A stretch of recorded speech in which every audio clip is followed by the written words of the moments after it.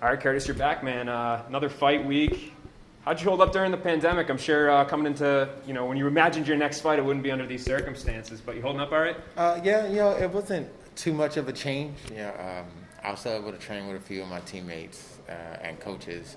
One of my buddies has gyms at his house, so I was able to still pretty much stay consistent and train.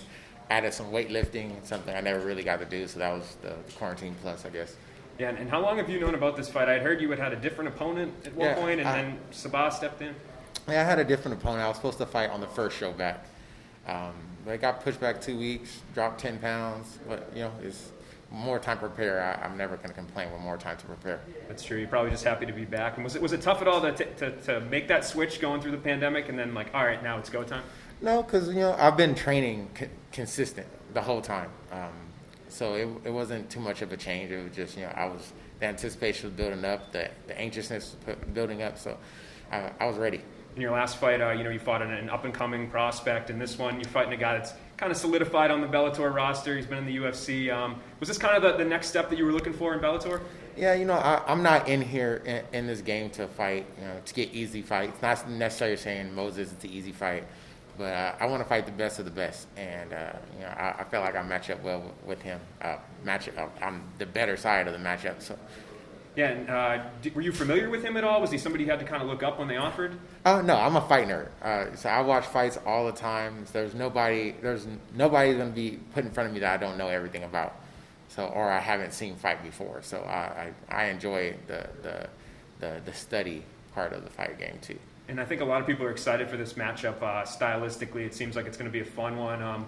Talk to me about him a little bit. What are your thoughts on him? Sometimes he comes out and kind of slings them, and usually somebody goes down. So, he'll come out and sling them for a little bit, but as soon as you see how fast I am and I got that snap, he's going to be just jumping for the legs like everybody does.